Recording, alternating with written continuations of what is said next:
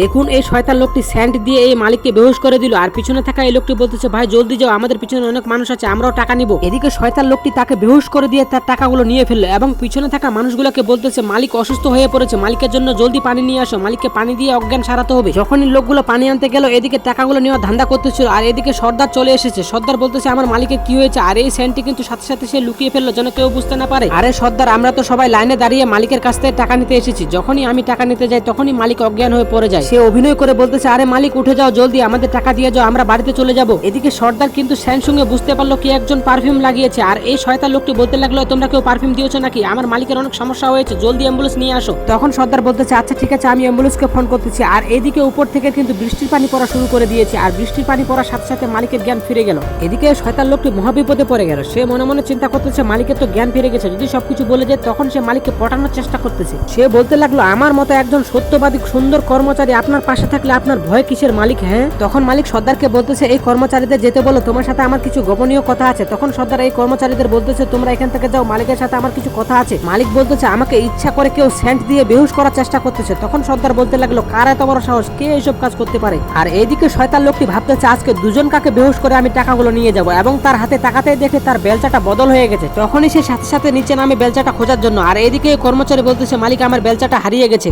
তখন শয়তান লোকটি বলতেছে ওর বেলচা হারিয়ে গেছে, আপনার হাতে যে বেলচাটা আছে তার মানে এটাই ওর বেলচা। আর আরে আরে আরে এটা কি তুমি মালিককে এই স্যান্ড দিয়ে বেহুশ করে দিয়েছো, এই সামান্য কয় টাকার জন্য তুমি এইসব কাজ করেছো। তখন এই লোকটি বলতে লাগলো আরে এটা আমার বেলচা না, তোমার হাতে যেটা আছে এইটা আমার বেলচা। সঙ্গে সঙ্গে মালিক তার কলার ধরে বলতেছে আমি যখন বেহুশ হয়েছিলাম এই বেলচাটা তোমার হাতে আমি দেখেছিলাম। আর এইদিকে সে কিন্তু ধরা পড়ে গেল। সাথে সাথে মালিক স্যান্ড মেরে দিল। মালিক তার স্যান্ড তার মুখে মেরে দিয়ে তাকে অজ্ঞান করে দিল এবং তাকে বেঁধে রেখেছে এবং বলতেছে তোর শাস্তি এটা হবে, আজকে তোকে এই উঁচু বিল্ডিং থেকে ফেলে দিব।